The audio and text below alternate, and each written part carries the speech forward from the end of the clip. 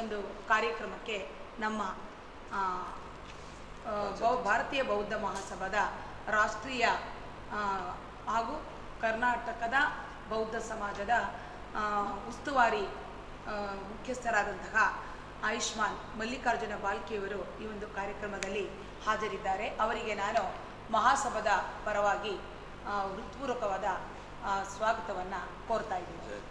ಮಹೇಂದ್ರ ಮಾಂಕಾಳೆಯವರು ಈ ಒಂದು ಕಾರ್ಯಕ್ರಮದಲ್ಲಿ ಹಾಜರಿದ್ದಾರೆ. ಅವರಿಗೂ ಸಹ ನಾನು ಹೃತ್ಪೂರ್ವಕವಾಗಿ ಸ್ವಾಗತವನ್ನು ಕೋರ್ತಾ ಇದ್ದೇನೆ. ಇಂದಿನ ದಿವಸ ಭಾರತೀಯ ಬೌದ್ಧ ಮಹಾಸಭೆ ಕರ್ನಾಟಕ ರಾಜ್ಯದಲ್ಲಿ ಸರ್ಕಾರ ಬುದ್ಧರ ಜಯಂತಿಯನ್ನು ಆಚರಣೆ ಮಾಡಲಿಕ್ಕೆ ಒಂದು ನಿರ್ಣಯ ಮಾಡ್ತು. ಇದಕ್ಕೆ ಹಿನ್ನೆಲೆ ಅಂತಂದರೆ ನಾವು ಮುಖ್ಯಮಂತ್ರಿಗಳ ಹತ್ರ ವೈಶಾಖ ಬುದ್ಧ ಪೂರ್ಣಿಮೆಗೆ ನಮ್ಮ ಬೌದ್ಧರ ಒಂದು ಪವಿತ್ರವಾದಂಥ ಒಂದು ಶ್ರೇಷ್ಠವಾದಂಥ ಹಬ್ಬ ಅಂತ ಹೇಳಿಕೊಂಡು ಇರೋದ್ರಿಂದ ನಮಗೆ ರಜೆ ಕೊಡಬೇಕು, ರಜೆ ಘೋಷಿಸಬೇಕು ಕರ್ನಾಟಕ ರಾಜ್ಯದಲ್ಲಿ ಅಂತ ನಾವು ಕೇಳಿದ್ದೇವೆ. ಅದಕ್ಕೆ ಮುಖ್ಯಮಂತ್ರಿಗಳು ಇಲ್ಲ, ಈಗಲೇ ರಜೆಗಳು ಜಾಸ್ತಿ ಆಗಿವೆ, ಅದನ್ನೇ ನಾವು ಕಡಿತ ಮಾಡಬೇಕಂತ ಹೇಳಿಕೊಂಡು ವಿಚಾರ ಮಾಡ್ತಾ ಇದ್ದೀವಿ. ಅಂಥದ್ರಲ್ಲಿ ರಜೆ ಕೊಟ್ಟರು ಕೆಲವರೆಲ್ಲ ಆಚರಣೆ ಮಾಡ್ತಾರೆ ಬಿಡ್ತಾರೆ. ಅದಕ್ಕೋಸ್ಕರ ನಾವು ಸರ್ಕಾರದ ವತಿಯಿಂದನೇ ಈ ಒಂದು ಹಬ್ಬವನ್ನು, ಈ ಬುದ್ಧ ಜಯಂತಿಯನ್ನು ವಿಜೃಂಭಣೆಯಿಂದ ಕರ್ನಾಟಕ ರಾಜ್ಯದ ತುಂಬೆಲ್ಲ ಸರ್ಕಾರದ ವತಿಯಿಂದ ನಾವು ಆಚರಣೆ ಮಾಡ್ತೀವಿ ಅಂಥೇಳಿ ಅವರು ಹೇಳಿದಾಗ ಅದಕ್ಕೂ ನಾವು ಸ್ಪಂದಿಸಿ ಈ ಒಂದು ಬುದ್ಧ ಜಯಂತಿಯನ್ನು ಸರ್ಕಾರದ ವತಿಯಿಂದ ಎಲ್ಲ ಕರ್ನಾಟಕ ರಾಜ್ಯದ ಎಲ್ಲ ಜಿಲ್ಲಾ ಕೇಂದ್ರಗಳಲ್ಲಿ, ತಾಲೂಕು ಕೇಂದ್ರಗಳಲ್ಲಿ ಹಾಗೂ ರಾಜ್ಯ ಮಟ್ಟದಲ್ಲಿ ಆಚರಣೆ ಮಾಡಲಿಕ್ಕೆ ವ್ಯವಸ್ಥೆ ಆಗಿದೆ. ಅದಕ್ಕೆ ನಾವು ಬುದ್ಧರ ಜಯಂತಿ ಹೇಗಿರಬೇಕು, ಯಾಕಂದರೆ ಅನೇಕ ಜಯಂತಿಗಳೆಲ್ಲ ನಾವು ನೋಡ್ತೀವಿ, ಅಲ್ಲಿ ಫೋಟೋಗೆ, ಆ ಮೂರ್ತಿಗೆ ಕುಂಕುಮ ಹಚ್ಚೋದಾಗಲಿ, ತೆಂಗಿನಕಾಯಿ ಹೊಡೆದಾಗಲಿ ಇಂಥವೆಲ್ಲ ಸಂಪ್ರದಾಯಗಳಿರ್ತವೆ. ಆದರೆ ಇಲ್ಲಿ ನಮ್ಮ ಬೌದ್ಧ ಪದ್ಧತಿ ಪ್ರಕಾರ ಇದು ಒಂದು ವಿಭಿನ್ನವಾಗಿದೆ. ಯಾಕಂದರೆ ಬೌದ್ಧರು ಇದನ್ನೆಲ್ಲ ತ್ಯಾಗ ಮಾಡಿದ್ದಾರೆ. ಗಂಧ, ವಿಲೇಪನ, ಹೂವು ಇದೆಲ್ಲ ಇಟ್ಕೊಳ್ಳೋದೆಲ್ಲನೂ ಅವರು ತ್ಯಾಗ ಮಾಡಿ ಅದನ್ನು ತಿರಸ್ಕರಿಸಿದ್ದಾರೆ. ಅದಕ್ಕೋಸ್ಕರ ನಾವು ಅವರಿಗೆ ಪುನಃ ಅದು ಹೂಗಳಿಡೋದಾಗಲಿ ಅಥವಾ ಕುಂಕುಮ ಹಚ್ಚೋದಾಗಲಿ ಇಂಥವೆಲ್ಲ ಮಾಡಬಾರ್ದು ಅಂತಕ್ಕಂಥ ಒಂದು ದೃಷ್ಟಿಯಿಂದ ಬೌದ್ಧರ ಆಚರಣೆ ಹೇಗಿರಬೇಕು, ಬೌದ್ಧ ಜಯಂತಿ ಹೇಗೆ ಆಚರಣೆ ಮಾಡಬೇಕು ಅನ್ನೋದು ನಾವು ಸರ್ಕಾರಕ್ಕೆ ಒಂದು ಮನವಿ ಪತ್ರವನ್ನು ಕೊಟ್ಟಿದ್ದೀವಿ. ಅದೇ ಪ್ರಕಾರ ಸರ್ಕಾರದವರು ಅದು ಸುತ್ತೋಲೆಗಳನ್ನು ಕಳಿಸಿ ಎಲ್ಲ ಜಿಲ್ಲಾ ಕೇಂದ್ರಗಳಲ್ಲಿ ಹಾಗೂ ತಾಲೂಕಾ ಕೇಂದ್ರಗಳಲ್ಲಿ ಇದರ ಆಚರಣೆ ಹೇಗೆ ಮಾಡಬೇಕು, ರೂಪುರೇಷೆಗಳನ್ನು ಅಂತಕ್ಕಂಥ ಒಂದು ವಿಚಾರ. ಅದಲ್ಲದೆ ಭಗವಾನ್ ಬುದ್ಧರ ವಿಚಾರಗಳು ಜನರಿಗೆ ತಲುಪಬೇಕು, ಜನಸಾಮಾನ್ಯರಿಗೂ ಗೊತ್ತಾಗಬೇಕು, ಎಲ್ಲ ಜನರಿಗೂ ಭಗವಾನ್ ಬುದ್ಧರ ಒಂದು ಬೋಧನೆ ಏನು ಅದನ್ನೆಲ್ಲ ಗೊತ್ತಾಗಬೇಕು ಅಂತಕ್ಕಂಥ ದೃಷ್ಟಿಯಿಂದ ಈಗ ಈ ಸರ್ಕಾರ ಒಂದು ಬುದ್ಧರ ಜಯಂತಿಯನ್ನು ಆಚರಣೆ ಮಾಡ್ತಾ ಇದೆ. ಅದನ್ನು ನಾವು ಸ್ವಾಗತಿಸಿ ಭಾರತೀಯ ಬೌದ್ಧ ಮಹಾಸಭೆ ಇದು ಒಂದು ರಾಷ್ಟ್ರೀಯ ಸಂಸ್ಥೆ. ಭಾರತೀಯ ಬೌದ್ಧ ಮಹಾಸಭೆ ಬಾಬಾ ಸಾಹೇಬರೇ ಸ್ವತಃ ಸ್ಥಾಪಿಸಿ ಅದಕ್ಕೆ ಸಂಸ್ಥಾಪಕ ಅಧ್ಯಕ್ಷರಾಗಿದ್ದರು. ಈಗ ಆ ಸಂಸ್ಥೆಯನ್ನು ಬಾಬಾ ಸಾಹೇಬರದ ಮನೆತನದವರೇ, ಅವರ ಮೊಮ್ಮಗ ಆದಂಥ ಭೀಮರಾವ್ ಯಶವಂತರಾವ್ ಅಂಬೇಡ್ಕರ್ ಅವರು ಇದನ್ನು ಮುಂದುವರಿಸ್ಕೊಂಡು ಹೋಗ್ತಾ ಇದ್ದಾರೆ. ಅವರ ಮಾರ್ಗದರ್ಶನದಲ್ಲಿ ನಾವು ಎಲ್ಲ ರಾಜ್ಯಗಳಲ್ಲಿ, ಭಾರತ ದೇಶದ ಎಲ್ಲ ರಾಜ್ಯಗಳಲ್ಲಿ ಶಾಖೆಗಳಿದ್ದೇವೆ. ಅದರಲ್ಲಿ ಕರ್ನಾಟಕ ರಾಜ್ಯವು ಒಂದು. ಈ ಕರ್ನಾಟಕ ರಾಜ್ಯದ ಉಸ್ತುವಾರಿ ಅಧ್ಯಕ್ಷರಾಗಿ ನಮ್ಮ ಸಿದ್ದರಾಜು ಸರ್ ಅವರು ಅದರ ಜವಾಬ್ದಾರಿಯನ್ನು ವಹಿಸ್ಕೊಂಡು ಇಲ್ಲಿ ಕೆಲಸಗಳನ್ನು ಮಾಡ್ತಾ ಇದ್ದಾರೆ. ಹಾಗೂ ಮಂಗಲ ಮೇಡಮ್ ಮಹಿಳಾ ವಿಭಾಗದಿಂದ ಅವರಿದ್ದಾರೆ. ಸೊ ಈಗ ಎಲ್ಲ ಕಾರ್ಯಕರ್ತರು, ನಮ್ಮ ಭಾರತೀಯ ಬೌದ್ಧ ಮಹಾಸಭೆ ಕಾರ್ಯಕರ್ತರು ಇಲ್ಲಿ ಇದ್ದಾರೆ. ಮೇ 12ನೇ ತಾರೀಕು ತಥಾಗತ ಗೌತಮ ಬುದ್ಧರ 2569ನೇ ವರ್ಷದ ಜಯಂತಿ, 2569ನೇ ಜಯಂತಿ. ಈ ಜಯಂತಿ ತುಂಬ ಸನಾತನವಾದದ್ದು, ಪುರಾತನವಾದದ್ದು. ಈ ಮಹಾಪುರುಷರ ಪಟ್ಟಿಯಲ್ಲಿ ಪ್ರಥಮ ಸ್ಥಾನದಲ್ಲಿ ನಿಲ್ತಕ್ಕಂಥವರು ತಥಾಗತ ಗೌತಮ ಬುದ್ಧ. ಅವರ ಸಮಕಾಲೀನರಾಗಿ ಜೈನಿಸಮ್ ಕೂಡ ಹುಟ್ಕೊಂಡಿದೆ. ಜೈನಿಸಮ್ ಜಗತ್ತಿನಾದ್ಯಂತ ಪಸರಿಸಲಿಕ್ಕೆ ಸಾಧ್ಯ ಆಗಿಲ್ಲ ಅನ್ನೋದನ್ನು ವಿವೇಚನೆಯುಳ್ಳಂಥ ಮುಕ್ತ ಸಮಾಜ ಅರ್ಥ ಮಾಡಿಕೊಳ್ಳುತ್ತೆ. ಆದರೆ ತಥಾಗತ ಗೌತಮ ಬುದ್ಧರ ಈ ಧಮ್ಮ, ಬುದ್ಧ ಧಮ್ಮ ಜಗತ್ತಿನಾದ್ಯಂತ ಇವತ್ತು ಇದೆ. ಅಮೇರಿಕೆಯಂಥ ಬೃಹತ್ ರಾಷ್ಟ್ರದಲ್ಲಿ ಕೂಡ ಸರಿಸುಮಾರು 2500ಕ್ಕಿಂತ ಮಿಗಿಲಾದ ಬುದ್ಧ ವಿಹಾರಗಳಿವೆ ಅಂತ ಹೇಳಿದ್ರೆ, ಜಗತ್ತಿನ ದೊಡ್ಡಣ್ಣನ ಆದಂಥ ಈ ಯುನೈಟೆಡ್ ಸ್ಟೇಟ್ಸ್ ಆಫ್ ಅಮೇರಿಕಾದಲ್ಲಿ ಅಷ್ಟಿರೋದಾದರೆ, ಸೌತ್ ಏಷ್ಯಾ ರಾಷ್ಟ್ರಗಳಲ್ಲಿ ಯಥೇಚ್ಛವಾಗಿ ರಾಷ್ಟ್ರಧಮ್ಮವಾಗಿ ಒಪ್ಕೊಂಡಿರ್ತಕ್ಕಂಥದ್ದು ಬೌದ್ಧತ್ವವನ್ನು, ಬೌದ್ಧ ಧಮ್ಮವನ್ನು. ನಿಮಗೆ ನಿದರ್ಶನವಾಗಿ ಇವತ್ತು Japan, China, Thailand, Burma, Hong Kong, ವಿಶೇಷವಾಗಿ ಶ್ರೀಲಂಕಾ, ನೇಪಾಳ ಇಂಥ ಎಲ್ಲ ರಾಷ್ಟ್ರಗಳಲ್ಲಿ ಬೌದ್ಧತ್ವ ಇದೆ. ಬೌದ್ಧತ್ವವನ್ನು ವಿಶ್ವಸಂಸ್ಥೆ ಒಂದು ವೈಜ್ಞಾನಿಕ ಧಮ್ಮ ಅಂತೇಳಿ ಒಪ್ಕೊಂಡಿದೆ. ಈ ಇತರೆ ಎಲ್ಲ ಧಮ್ಮಗಳಿಗಿಂತ, ಅಂದರೆ ಕ್ರಿಶ್ಚಿಯಾನಿಟಿಗಿಂತ, ಇಸ್ಲಾಮಿಗಿಂತ, ಹಿಂದೂಗಿಂತ, ಜೈನ್ಗಿಂತ, ಯಾವುದೇ ಧಮ್ಮಕ್ಕಿಂತ ಇದು ವೈಜ್ಞಾನಿಕವಾದ ತಳಹದಿಯ ಧಮ್ಮ ಅಂಥೇಳಿ ವಿಶ್ವಸಂಸ್ಥೆ, ಅದು ಸುಮಾರು 195 ರಾಷ್ಟ್ರಗಳ ಶೃಂಗ ಅಂಥದ್ದು ಒಪ್ಪಿರೋದಾದರೆ, ಬುದ್ಧನ ಹಿನ್ನೆಲೆಯನ್ನು ನಾವು ನೋಡೋದಾದರೆ ಬುದ್ಧ ಹುಟ್ಟಿದ ನಾಡು ಭಾರತ, ಬುದ್ಧ ಭಾರತ. ಆದರೆ ಬುದ್ಧ ಹುಟ್ಟಿದ ಈ ನಾಡಿನಲ್ಲಿ ಬೌದ್ಧತ್ವ ಇರಲಿಲ್ಲ. ಅದಕ್ಕೆ ಐತಿಹಾಸಿಕವಾದಂಥ ಕಾರಣಗಳಿವೆ. ಐತಿಹಾಸಿಕವಾದಂಥ ಕಾರಣ ಅಂತೇಳಿದ್ರೆ ತಮ್ಮಗಳಿಗೆ ಗೊತ್ತಿರಲಿ, ಅಥವಾ ನಿಮ್ಮ ಮಾಧ್ಯಮದ ಮುಖೇನ ಸಮಾಜಕ್ಕೆ ಗೊತ್ತಿರಲಿ, ಕ್ರಿಸ್ತಪೂರ್ವ 1800ರಲ್ಲಿ ಆರ್ಯರು ಈ ಭರತಖಂಡಕ್ಕೆ ಅಥವಾ ಭರತನಾಡಿಗೆ, ಭಾರತಕ್ಕೆ ಒಂದು ಕುರಿಗಾಹಿಗಳಾಗಿ ಅಥವಾ ದನಗಾಹಿಗಳಾಗಿ ಖೈಬರ್ ಕಣಿವೆಯ ಮುಖೇನ ವಲಸೆ ಬಂದರು ಅಂತಕ್ಕಂಥ ಇತಿಹಾಸವನ್ನು ನಾವು ಪ್ರಾಚೀನ ಭಾರತದ ಇತಿಹಾಸದಲ್ಲಿ ನೋಡ್ತೇವೆ. ಈ ಕಾರಣಗಳಿಗಾಗಿ 17ನೇ ಶತಮಾನದವರೆಗೆ ಪ್ರವರ್ಧಮಾನವಾಗಿದ್ದಂಥ ಬುದ್ಧ ಧಮ್ಮ ಇವತ್ತು ನಶಿಸಿ ಹೋಗಿದೆ ಭಾರತದಲ್ಲಿ. ನಾವು ಬುದ್ಧನ ನೋಡಲಿಕ್ಕೆ ಇವತ್ತು ಶ್ರೀಲಂಕಾಗೆ ಹೋಗ್ತೀವಿ, ಜಪಾನ್ಗೆ ಹೋಗ್ತೀವಿ, ಥೈಲ್ಯಾಂಡ್ಗೆ ಹೋಗ್ತಾ ಇದ್ದೇವೆ, ಅಲ್ಲಿ ಹೋಗಿ ಬುದ್ಧನ ನೋಡ್ಕೊಂಬರ್ತೇವೆ. ಆದರೆ ಬುದ್ಧರಿಗೆ ಜ್ಞಾನೋದಯವಾಗಿದ್ದು ಒಂದು ಪುಟ್ಟ ಮಗು ಕೇಳಿದ್ರು ಹೇಳ್ತಾರೆ, ಅದು ಬೋಧ್ಗಯಾದಲ್ಲಿ, ಬಿಹಾರದಲ್ಲಿರ್ತಕ್ಕಂಥ ಬೋಧ್ಗಯಾದಲ್ಲಿ ಬುದ್ಧರಿಗೆ ಜ್ಞಾನೋದಯವಾಯಿತು. ಅವರಿಗೆ ಜ್ಞಾನೋದಯವಾದಂಥ ಬೋಧಿ ವೃಕ್ಷ ಇವತ್ತಿಗೆ ಕೂಡ ಜೀವಂತವಾಗಿದೆ, ನೀವು ಇವತ್ತು ಕೂಡ ನೋಡಬಹುದಾಗಿದೆ. ಸಾಮ್ರಾಟ್ ಅಶೋಕ ತನ್ನೆರಡು ಮಕ್ಕಳನ್ನು ಬಿಕ್ಕುಣಿಯಾಗಿ ಸಂಘಮಿತ್ರೆ ಮತ್ತು ಮಹೇಂದ್ರ ಅವರನ್ನು ರಾಜ ಮಹಾರಾಣಿ ಮಾಡೋದರ ಬದಲಾಗಿ ಧಮ್ಮ ಪ್ರಚಾರಕ್ಕಾಗಿ ಬಿಟ್ಟಂಥ ಇತಿಹಾಸದ ಕುರುಹಾಗಿ ಶ್ರೀಲಂಕಾದ ಅನುರಾಧಪುರದಲ್ಲಿ ನೆಟ್ಟಂಥ ಅರಳಿಯ ಮರ ಇವತ್ತಿಗೆ ಕೂಡ ಜೀವಂತವಾಗಿದೆ. ಇಂಥ ಬೃಹತ್ ಇತಿಹಾಸವುಳ್ಳಂಥ ಬುದ್ಧ ಧಮ್ಮ, ಶಾಂತಿಯ ದ್ಯೋತಕವಾಗಿದ್ದಂಥ ಬುದ್ಧ ಧಮ್ಮ, ಸರ್ವರಿಗೂ ಸಮಾನ ಅವಕಾಶಗಳನ್ನು ಕಲ್ಪಿಸಬೇಕು, ಮಹಿಳಾ ಪುರುಷ ತಾರತಮ್ಯವನ್ನು ಹೋಗಲಾಡಿಸಬೇಕು, ಜ್ಞಾನ ವಿಸ್ಡಮ್ ಎಲ್ಲರಿಗೆ ಸಿಗಬೇಕು ಅಂಥೇಳಿ ತಕ್ಷಶಿಲಾ, ನಳಂದ ಯೂನಿವರ್ಸಿಟಿ ಮತ್ತು ಚೀನಾದ ಯಾತ್ರಿಕರಾದಂಥ ಪಾಹಿಯಾನ್ ಮತ್ತು ಯುಯನ್ ಸಾಂಗ್ ಅವರುಗಳು ಸುಮಾರು 16 ವರ್ಷಗಳ ಕಾಲ ಈ ದೇಶದ ಬೌದ್ಧ ಧಮ್ಮವನ್ನು ಅಧ್ಯಯನ ಮಾಡಿ ತ್ರಿಪಿಟಕಗಳನ್ನು, ಧಮ್ಮಗ್ರಂಥಗಳನ್ನು ಆ ದೇಶಕ್ಕೆ ಕೊಂಡೊಯ್ದ ಕಾರಣಗಳಿಗಾಗಿ ಇವತ್ತು ಚೀನಾ ದೇಶದಲ್ಲಿ ಬೌದ್ಧ ಧಮ್ಮವನ್ನು ಯಥೇಚ್ಛವಾಗಿ ಅನುಸರಿಸುವಂಥ ಬೃಹತ್ ಸಮುದಾಯ ಇದೆ. ಹೀಗಾಗಿ ಬುದ್ಧರ ಬಗ್ಗೆ ಜಗತ್ತು ತಿಳ್ಕೊಂಡಿದೆ.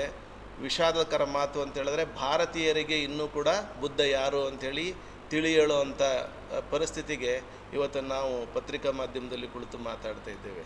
ಅದೇನೇ ಇರಲಿ, ಇಂಥ ಇತಿಹಾಸವನ್ನು ಯಾರೂ ಕೂಡ ಅಳಿಸ್ಲಿ ಹಾಕೇ ಸಾಧ್ಯ ಇಲ್ಲ. ಮನಸ್ಸುಗಳಿಂದ ತೆಗೆದುಹಾಕಿರ್ಬೋದು, ಆದರೆ ಕೃತಿಯಲ್ಲಿ, ಆಚರಣೆಯಲ್ಲಿ ಬೌದ್ಧತ್ವ ಇಡೀ ಭಾರತಾದ್ಯಂತ ಇದೆ. ಶಾಂತಿಯನ್ನು ಅದು ಹೇಳ್ತಾ ಇದೆ. ನಮಗೆ ಕೊಡುಗೆ ಎಂಬಂತೆ ಇವತ್ತಿನ ಸರ್ಕಾರಗಳು, ನಾವೇನು ಸರ್ಕಾರದ ಪ್ರತಿನಿಧಿಗಳಲ್ಲ, ಈ ಬೌದ್ಧ ಧಮ್ಮ ಹೇಗೆ ಏನು ಎತ್ತ ಅನ್ನೋದ್ರ ಬಗ್ಗೆ ವಿವೇಚನೆ ವಿಮರ್ಶೆ ಮಾಡ್ತಕ್ಕಂಥ ಈ ನಮ್ಮ ಚಿಂತಕರು ಇಲ್ಲಿ ಕುಳಿತು ಏನು ಯೋಚನೆ ಮಾಡ್ತಾ ಇದ್ದೇವೆ ಅಂದರೆ, ಈ ನಾವು ಕುಳಿತಂಥ ಜಾಗವನ್ನು 1954ನೇ ಇಸವಿಯಲ್ಲಿ ಅಂದಿನ ಮೈಸೂರು ಸಂಸ್ಥಾನದ ನಾಲ್ವಡಿ ಕೃಷ್ಣರಾಜ ಒಡೆಯರವರ ಕೊಡುಗೆಯ ಕಾರಣಗಳಿಗಾಗಿ ಈ ಜಾಗ ಇದೆ. ಈ ಜಾಗ ಸುಮಾರು 5 ಎಕರೆ 14 ಗುಂಟ ಜಾಗ ಇದೆ. ಇದನ್ನು ಒಂದು ಬೌದ್ಧ ವಿಹಾರವಾಗಿ, ಬೌದ್ಧ ಬಿಕ್ಕು ಕೇಂದ್ರವಾಗಿ, ಈ ಬೌದ್ಧ ಧಮ್ಮ ಪ್ರಚಾರ ಮಾಡಲಿಕ್ಕೆ ಒಂದು ಕೇಂದ್ರವಾಗಿ ಮಾಡಬೇಕು ಅಂಥೇಳಿ ಅಂದು ಬಾಬಾ ಸಾಹೇಬ್ ಅಂಬೇಡ್ಕರ್ ಅವರು ನಾಲ್ವಡಿ ಕೃಷ್ಣರಾಜ ಒಡೆಯರವರಿಗೆ ಕೋರಿದ್ದರ ಮೇರೆಗೆ ಈ ಜಾಗ ಸಿಕ್ಕಿದೆ ಅನ್ನೋದು ಇದರ ಇತಿಹಾಸ ಕೂಡ ತಮಗೆ ಗೊತ್ತಿರಲಿ ಅಂತೇಳಿ. ಮುಂದುವರೆದ ಭಾಗವಾಗಿ ಬೌದ್ಧ ಧಮ್ಮವನ್ನು ಪುನರುತ್ಥಾನ ಮಾಡಬೇಕು ಭಾರತದಲ್ಲಿ ಅಂಥೇಳಿ ತಾವು 1956ನೇ ಇಸ್ವಿ ಅಕ್ಟೋಬರ್ 14ನೇ ತಾರೀಕಲ್ಲಿ ಲಕ್ಷಾಂತರ ಅನುಯಾಯಿಗಳೊಂದಿಗೆ ನಾಗಪುರ ಕೂಡ ಈ ದೇಶದ ಮೂಲ ನಿವಾಸಿಗಳ ನಗರವಾಗಿ ಇದ್ದಂಥದ್ದಕ್ಕೆ ನಾಗಪುರ ಅಂತ ಕರೆದಿದ್ದಾರೆ ಸಂಕ್ಷಿಪ್ತವಾಗಿ. ಅವರು ಮಾಡಿದರು ಅದೇ ಕಾರ್ಯವನ್ನು ಅದೇ ವರ್ಷದಲ್ಲಿ ಡಿಸೆಂಬರ್ 6ನೇ ತಾರೀಕು ಅವರು ನಿಬ್ಬಾಣ ಹೊಂದಿದ್ರು. ಬಾಬಾ ಸಾಹೇಬ್ ಅಂಬೇಡ್ಕರ್ ಅಂದರೆ ನಿಧನ ಹೊಂದಿದ್ರು.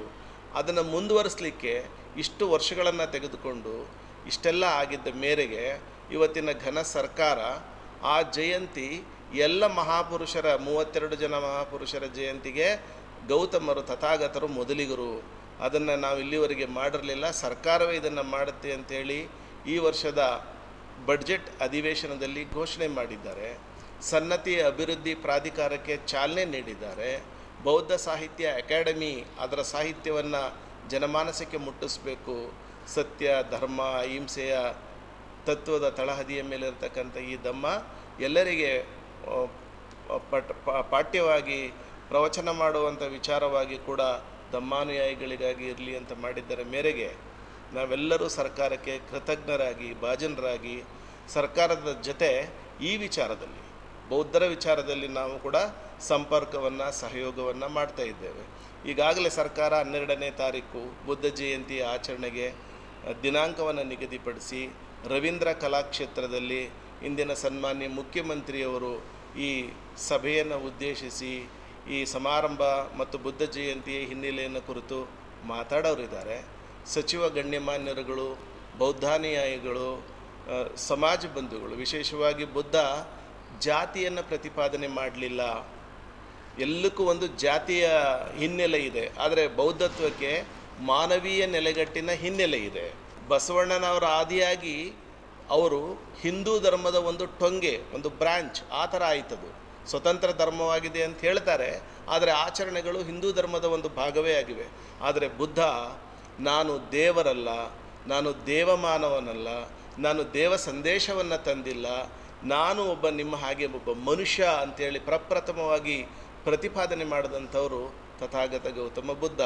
ಇದನ್ನು ಆಲ್ಬರ್ಟ್ ಐನ್ಸ್ಟೀನ್ ಅವರ ಮಾತುಗಳಲ್ಲೇ ತಾವು ಕೇಳಿದ್ರೆ, ಅಂಥ ಜಗತ್ತಿನ ಶ್ರೇಷ್ಠ ವಿಜ್ಞಾನಿ, ನನಗೆ ಯಾವುದಾದ್ರೂ ಒಂದು ಧಮ್ಮ ಬೇಕು ಅಂದರೆ ಅದು ನಿಸ್ಸಂಶಯವಾಗಿ ನಾನು ಬೌದ್ಧ ಧಮ್ಮವನ್ನು ನಾನು ನಂಬುತ್ತೇನೆ, ಆಚರಣೆ ಮಾಡ್ತೇನೆ ಅಂತಕ್ಕಂಥ ಆ ವಿಶ್ವಜ್ಞಾನಿಯ ಮಾತನ್ನು ಕೂಡ ನಾವು ಉಲ್ಲೇಖ ಮಾಡ್ತಾ, ಈ ವಿಶ್ವಕ್ಕೆ ಅವರ ಸಮಕಾಲೀನ ಧಮ್ಮವಾಗಿ ಜೈನಿಸಮ್ ಹುಟ್ಟಿದರೂ ಕೂಡ ಭಾರತದ ನೆಲೆಯನ್ನು ಬಿಟ್ಟು ಹೊರಗೆ ಹೋಗಲಿಲ್ಲ.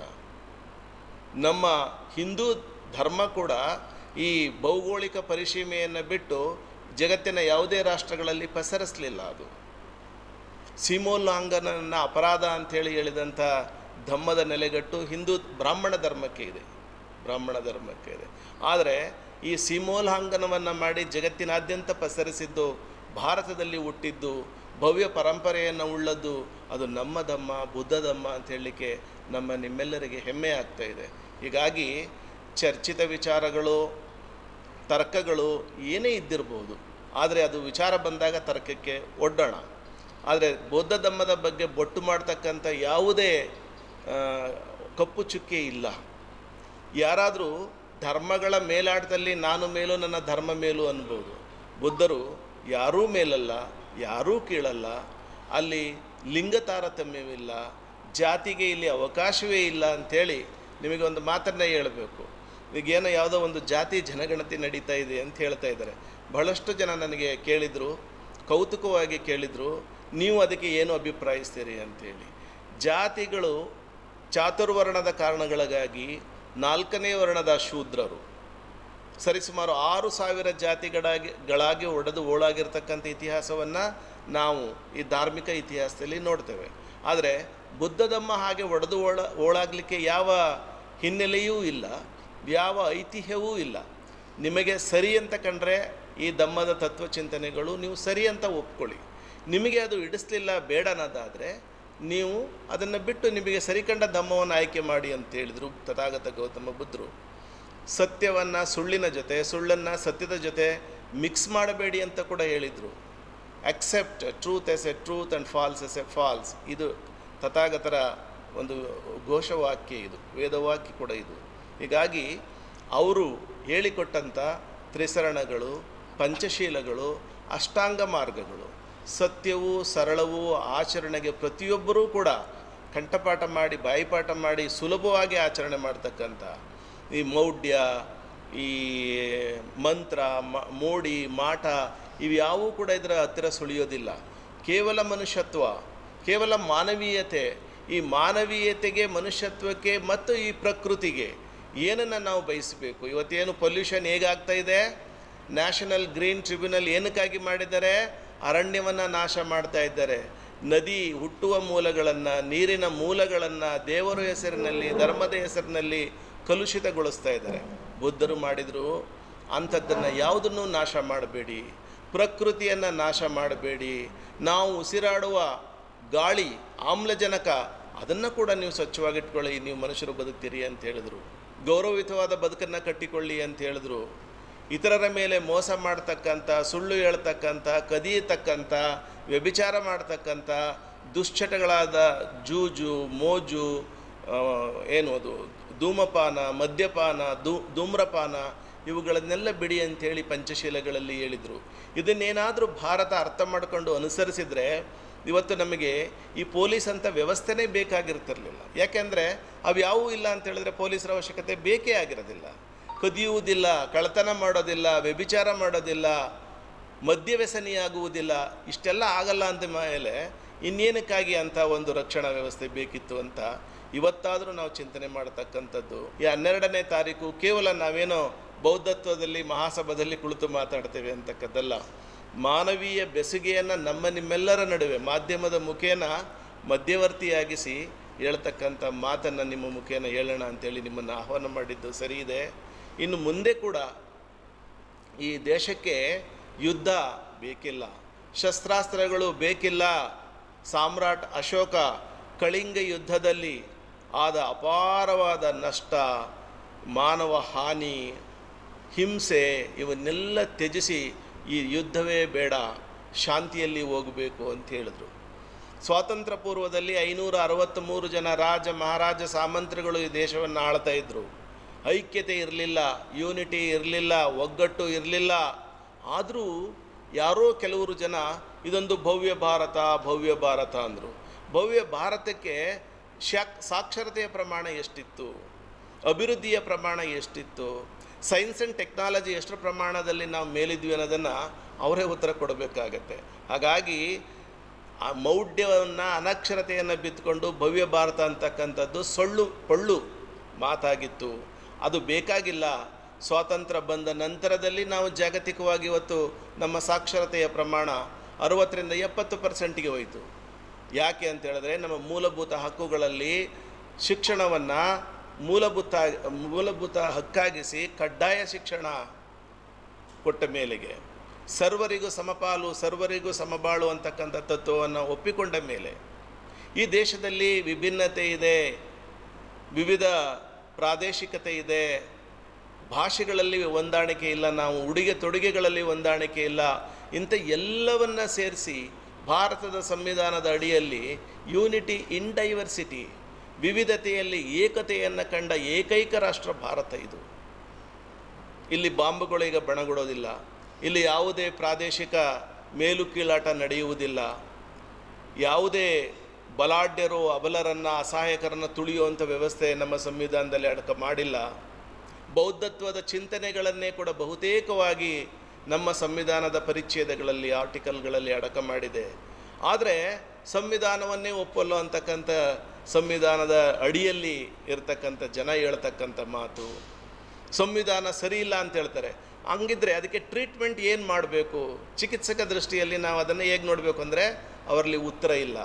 ಯಾಕಂದರೆ ಇದು ಜಾತಿಯ ಆಧಾರಿತವಾಗಿ ಬಂದಂಥ ಈ ದೇಶವಾಸಿಗಳಲ್ಲಿ ಕೆಲವು ಜನ ಇಕ್ಮತ್ ಅಂತ ಕರಿತೇವೆ, ಅದಕ್ಕೆ ಒಳ್ಳೆ ಪದ ಇದು. ಇಕ್ಮತ್ ಮಾಡೋ ಅಂಥವ್ರ ಹುನ್ನಾರ ಇದು ಅಂತಂದರೆ ನಾವು ಬೇರೆ ಹೇಳಲಿಕ್ಕೆ ಸಾಧ್ಯ ಇಲ್ಲ. ಪ್ರತಿಯೊಬ್ಬನಿಗೆ ಧಮ್ಮದ ಅವಶ್ಯಕತೆ ಇದೆ, ಆಯ್ಕೆಯ ಸ್ವಾತಂತ್ರ್ಯ ಅವರಿಗೆ ಇದೆ ಅಂತ ಸಾರಿದಂಥದ್ದು ನಮ್ಮ ಸಂವಿಧಾನ ಕರ್ತೃ. ಇದನ್ನು ನೀವೆಲ್ಲ ಅರ್ಥ ಮಾಡಿಕೊಂಡು ಕೊಡುಗೆ ಎಂಬಂತೆ ಈ ವರ್ಷ ಈ ಸರ್ಕಾರ ಆಚರಣೆ ಮಾಡ್ತಕ್ಕಂಥ ಜಯಂತಿ ವಿಭಿನ್ನ ಹಿರಿಯರು ಈಗಾಗಲೇ ವಾಚ ಮಾಡಿದಂಗೆ ಒಂದು ಶಿಷ್ಟಾಚಾರದ ನಿಲುವನ್ನು, ಯಾಕಂದರೆ ಈ ದೇಶದಲ್ಲಿ ನಿಮಗೆ ಒಂದು ನೈಜ ಇತಿಹಾಸದ ನಿದರ್ಶನವನ್ನು ಹೇಳಬೇಕಿದೆ. ಹಾಸನ ಜಿಲ್ಲೆಯಲ್ಲಿ ಹಿರಿಯರು ಒಬ್ಬರು ಸಹೋದರ ಬಸವರಾಜು ಅಂಥೇಳಿ ಜಿಲ್ಲಾಧ್ಯಕ್ಷರಿದ್ದಾರೆ. ಹೀಗೆ ನಾವು ಗೂಗಲ್ ಮೀಟಲ್ಲಿ ಮಾಡ್ತಾ ಇರಬೇಕಾದ್ರೆ ಅವ್ರು ಹೇಳಿದರು, ಅವರು ಹುಡುಕಿದ್ರಂತೆ ಬುದ್ಧ ಜಯಂತಿ ಅಂತ ಸರ್ಕಾರ ಘೋಷಣೆ ಮಾಡಿದೆ, ಇಲ್ಲಿ ಬುದ್ಧರೆಲ್ಲಿದ್ದಾರೆ ಅಂತ ಹುಡುಕ್ತಾ ಇದ್ರು ಸರ್.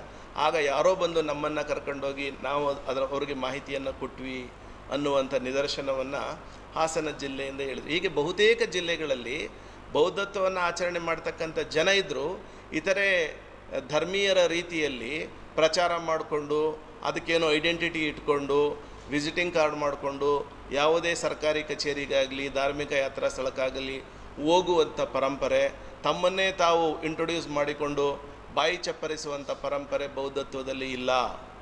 ಬೌದ್ಧತ್ವ ಶಕ್ತಿಯುತವಾದ ಶಾಂತಿಯುತವಾದ ಒಂದು ಅಭಿವ್ಯಕ್ತಿಯನ್ನು ಪ್ರತಿಬಿಂಬಿಸ್ತದೆ ಹೊರತಾಗಿ ಬೌದ್ಧ ಬಿಕ್ಕುಗಳು ಒಂದೊತ್ತಿನ ಊಟದ ಹೊರತಾಗಿ ಬೇರೇನನ್ನೂ ಬೇಡಬಾರ್ದು ಅಂತಕ್ಕಂಥ ಬೌದ್ಧ ನಿಯಮ ಇರುವ ಕಾರಣಗಳಿಗಾಗಿ ಯಾರ ಹತ್ರ ಹೋಗಿ ಟೆಂಪಲ್ ಕಟ್ತೀವಿ ದುಡ್ಡು ಕೊಡಿ ಅಂತಾಗಲಿ ಜಾಗ ಕೊಡಿ ಅಂತಾಗಲಿ ಬೌದ್ಧ ಬಿಕ್ಕುಗಳು ಕೇಳೋ ಆಗಿಲ್ಲ. ಅದು ಬೌದ್ಧ ಧಮ್ಮ. ಬಿಕ್ಕುಗಳು ಸ್ವಂತ ಆಸ್ತಿಯನ್ನು ಮಾಡುವ ಆಗಿಲ್ಲ. ಬಿಕ್ಕುಗಳು ಅವರು ಧಮ್ಮವನ್ನಷ್ಟು ಬಿಟ್ಟು ಬೇರೇನನ್ನೂ ಪ್ರತಿಪಾದನೆ ಮಾಡುವ ಆಗಿಲ್ಲದೆ ಇರೋದ್ರಿಂದ ಇದರ ಪ್ರಚಾರ ಮತ್ತು ಪ್ರಸಾರ ಸ್ವಲ್ಪ ಕುಂಠಿತವಾಗಿದೆ, ಕಡಿಮೆ ಪ್ರಮಾಣದಿಂದ ಹೋಗ್ತಾ ಇದೆ. ಆದರೆ ಸತ್ವಭರಿತವಾಗಿದೆ ಅಂತಕ್ಕಂಥದ್ದನ್ನು ನಾವು ನೀವೆಲ್ಲ ಅರ್ಥ ಮಾಡಿಕೊಳ್ಬೇಕಾಗಿದೆ. ಅದು ಹೇಗೆ ಆಚರಣೆ ಮಾಡಬೇಕು, ಏನು ಮಾಡಬೇಕು, ಏನು ಮಾಡಬೇಡ ಅಂಥೇಳಿ ತಮಗೆ ಈ ಪತ್ರಿಕೆಯ ಒಂದು ಪ್ರತಿಯನ್ನು ಕೂಡ ಕೊಡ್ತೇನೆ. ಅದರಲ್ಲಿ ಎಲ್ಲವನ್ನು ಕೂಡ ಅಡಕ ಮಾಡಿದೆ. ಅದರಂತೆ ಈ ಆಚರಣೆಯನ್ನು ಮಾಡಬೇಕು ಅಂತ ವಿನಂತಿಯನ್ನು ತಮ್ಮಗಳ ಸಮಕ್ಷಮ ಮಾಡಿಕೊಳ್ತಾ, ಈ ಥರ ಮಾಡುವ ಹಾಗಿಲ್ಲ. ಬುದ್ಧ ಮೂರ್ತಿ ಅಥವಾ ಅವರ ಭಾವಚಿತ್ರಕ್ಕೆ ತೆಂಗಿನಕಾಯಿ ಹೊಡೆಯುವಂತಿಲ್ಲ. ಬುದ್ಧ ಮೂರ್ತಿಯ ಕೊರಳಿಗೆ ಹೂವಿನ ಹಾರ ಹಾಕುವಂತಿಲ್ಲ. ಬುದ್ಧ ಮೂರ್ತಿ ಅಥವಾ ಭಾವಚಿತ್ರಕ್ಕೆ ಅರಿಶಿನ, ಕುಂಕುಮ, ವಿಭೂತಿ, ಭಂಡಾರ ಹಚ್ಚುವಂತಿಲ್ಲ. ಹೇಗೆ ಮಾಡಬೇಕು ಅಂತ ಹೇಳಿದ್ರೆ, ವೇದಿಕೆಯ ಆ ಬಲಭಾಗದಲ್ಲಿ, ಬುದ್ಧ ಮೂರ್ತಿಯನ್ನಿಡ್ತಕ್ಕಂಥ ವೇದಿಕೆಯ ಬಲಭಾಗದಲ್ಲಿ ಎತ್ತರವಾದ ಒಂದು ಮೇಜಿನ ಮೇಲೆ ಒಂದು ಹೊಸ ಬಿಳಿ ಬಟ್ಟೆಯನ್ನು ಹಾಕಿ ಅದರ ಮೇಲೆ ತಥಾಗತ ಬುದ್ಧರ ಮೂರ್ತಿ ಅಥವಾ ಭಾವಚಿತ್ರವನ್ನು ಇಡತಕ್ಕದ್ದು. 2, ಈ ಬುದ್ಧ ಮೂರ್ತಿಯ ಸುತ್ತ ವಿವಿಧ ಬಣ್ಣದ ಬಿಡಿ ಹೂಗಳನ್ನು ಜೋಡಿಸಿ ಅಲಂಕಾರ ಮಾಡುವುದು. 3, ಒಂದು ವೇಳೆ ಇತರೆ ಭಾವಚಿತ್ರ ಇದ್ದರೆ ಅದಕ್ಕೆ ಬೇಕಾದರೆ ಹೂವಿನ ಹಾರವರು ಹಾಕ್ಕೊಳ್ಬೋದು ಅಂಥೇಳಿ. 4, ಬುದ್ಧ ಮೂರ್ತಿ ಅಥವಾ ಭಾವಚಿತ್ರದ ಮುಂದೆ 3 ಅಥವಾ 5 ಮೇಣದ ಬತ್ತಿಗಳನ್ನು ಬೆಳಗಿಸುವಂಥದ್ದು. ಅಗರಬತ್ತಿಯನ್ನು ಕೂಡ ಇದರಲ್ಲಿ ಹಚ್ಚಬಹುದಾಗಿದೆ. 5 ರೀತಿಯ ಹಣ್ಣುಗಳನ್ನು ಬುದ್ಧರ ಮಧ್ಯೆ ಇಡುವುದು, ಫಲಪುಷ್ಪ ಇಡೋ ಹಾಗೆ ಇಡೋವಂಥದ್ದಿದೆ. ಬೋಧಿ ವೃಕ್ಷದ ಒಂದು ಸಣ್ಣ ರೆಂಬೆಯನ್ನು ಬುದ್ಧರ ತಲೆಯ ಮೇಲು ಭಾಗದಲ್ಲಿ ನೆರಳಿನ ರೂಪದಲ್ಲಿ ಇರಿಸುವಂತೆ ನಿಲ್ಲಿಸ್ತಕ್ಕಂಥದ್ದು. ಅರಳಿ ಮರದ ಒಂದು ಟೊಂಗೆಯನ್ನು ಸ್ಥಳೀಯವಾಗಿ ಸಿಗ್ತಕ್ಕಂಥ ಬಂತೇಜಿಗಳು ಅಂದರೆ ಬಿಕ್ಕುಗಳು ಅಥವಾ ಧಮ್ಮಾಚಾರಿಗಳು, ಉಪಾಸಕರು ಲಭ್ಯವಿದ್ದಲ್ಲಿ ಅವರ ಕೈಯಲ್ಲಿ ತಿಸರಣ ಪಂಚಶೀಲ ಪಠಣ ಮಾಡಿ ಸ್ವೀಕರಿಸಬೇಕು. ಬುದ್ಧಂ ಶರಣಂ ಗಚ್ಚಾಮಿ, ಧಮ್ಮಂ ಶರಣಂ ಗಚ್ಚಾಮಿ, ಸಂಘಂ ಶರಣಂ ಗಚ್ಚಾಮಿ, ಇದನ್ನು 3 ಬಾರಿ 9 ಆಗುತ್ತೆ, ಅದನ್ನು ಮಾಡ್ತಕ್ಕಂಥದ್ದು. ಪಂಚಶೀಲಗಳನ್ನು ಪಠನೆ ಮಾಡ್ತಕ್ಕಂಥದ್ದು. ಆ ವೇದಿಕೆಯಲ್ಲಿ ಬುದ್ಧರ ಜೀವನ ಚರಿತ್ರೆ ಹಾಗೂ ಅವರ ಧಮ್ಮ ಉಪದೇಶಗಳನ್ನು ಹಾಗೂ ಭಾರತದಲ್ಲಿ ಬೌದ್ಧ ಧಮ್ಮಕ್ಕೆ ಕೊಟ್ಟ ಕೊಡುಗೆಗಳ ಬಗ್ಗೆ ಉಪನ್ಯಾಸ ನೀಡ್ತಕ್ಕಂಥದ್ದನ್ನು ಮಾಡುವಂಥದ್ದು.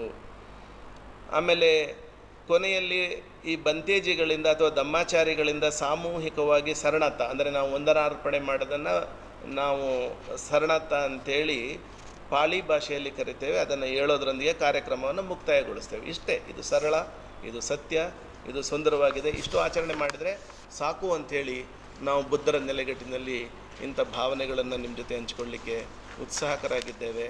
ಈ ಜನಮಾನಸ ಮೋಸ ಹೋಗ್ತಕ್ಕಂಥದ್ದು, ಮಾಟ ಮಂತ್ರಗಳಲ್ಲಿ ಮೋಸ ಹೋಗ್ತಕ್ಕಂಥದ್ದು, ಯಕ್ಷಣೆ ಅದೇನೇನೋ ಮಾಡ್ತಾರಲ್ಲ ಅಂಥವನ್ನೆಲ್ಲ ಬಿಡಬೇಕು.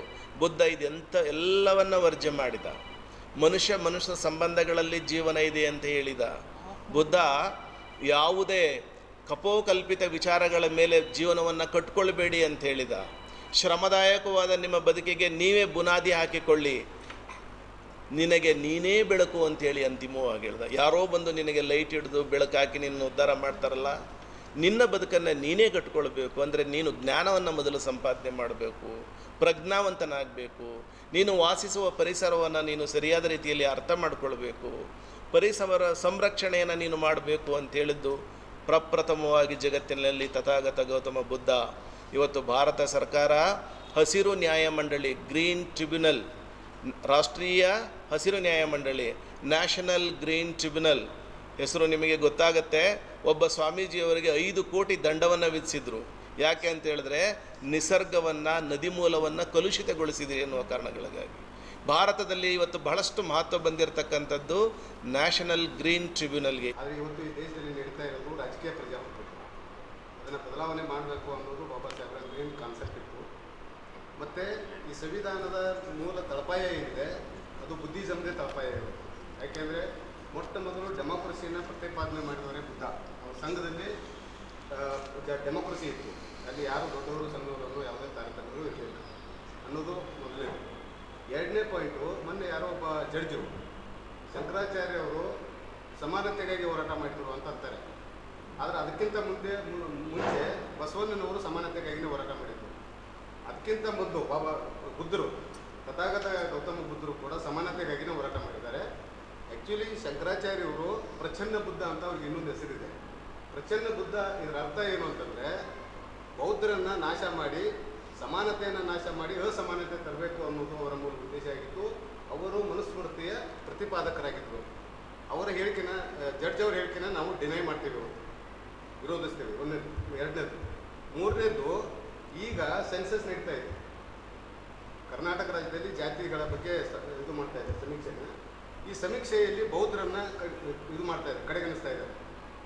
ಒಂದು ವೇಳೆ ಸೆನ್ಸಸ್ಸಲ್ಲಿ ಬೌದ್ಧರ ಸಂಖ್ಯೆ ಗೊತ್ತಾಗಿಲ್ಲ ಅಂದರೆ ಕರ್ನಾಟಕದಲ್ಲಿ ಬೌದ್ಧರ ಸಂಖ್ಯೆ 0 ಆಗ್ತದೆ. ಅದಕ್ಕಾಗಿ ನಾವು ಸರ್ಕಾರವನ್ನು ಡಿಮ್ಯಾಂಡ್ ಮಾಡ್ತೀವಿ.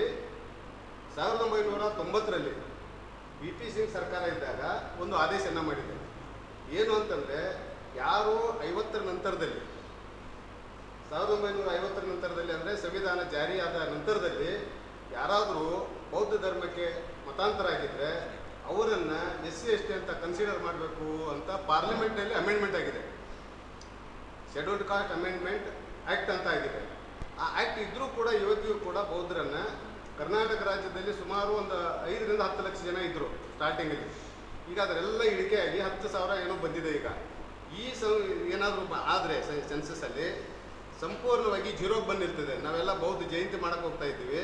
ಬೌದ್ಧರ ಸಂಖ್ಯೆ ಇಲ್ಲ ಅಂದರೆ ಸರ್ಕಾರ ಯಾರಿಗೋಸ್ಕರ ಬೌದ್ಧ ಜಯಂತಿ ಮಾಡ್ತಾ ಇದ್ದೇವೆ? ಇದು ನಮ್ಮ ಪ್ರಶ್ನೆ ಆಗಿದೆ. ಅದಕ್ಕಾಗಿ ಸರ್ಕಾರಕ್ಕೆ ನಾವು ಒಂದು ಮೆಮೊರಾಂಡಮನ್ನು ಮಾಡಿ, ಈಗ ನಾಗಮೋಹನ್ ದಾಸ್ ಅವರು ಏನಿದ್ದಾರೆ ಅವರನ್ನು ನಾವು ಭೇಟಿ ಮಾಡಿ, ಬೌದ್ಧರ ಸಂಖ್ಯೆ ಕೂಡ ಇಲ್ಲಿ ಕರ್ನಾಟಕದಲ್ಲಿ ಇರೋದ್ರಿಂದ ಸೆನ್ಸಸ್ಸಲ್ಲಿ ಅವರ ಹೆಸರನ್ನು ಬೌದ್ಧರು, ಕನ್ವರ್ಟೆಡ್ ಬೌದ್ಧರನ್ನು ಈ ಇದರಲ್ಲಿ ಪಟ್ಟಿನಲ್ಲಿ ಸೇರಿಸಬೇಕು ಅನ್ನೋದು ನಮ್ಮ ಮೇನ ಉದ್ದೇಶ ಆಗಿರೋದ್ರಿಂದ ಇಷ್ಟೇಳಿ ತಾವೆಲ್ಲ ಬಂದು ನಮಗೆ ಸಹಕಾರ ಕೊಟ್ಟಿದ್ದಕ್ಕೆ ತಮ್ಮೆಲ್ಲರಿಗೆ ಧನ್ಯವಾದಗಳನ್ನು ಹೇಳಿ ಇವತ್ತಿನ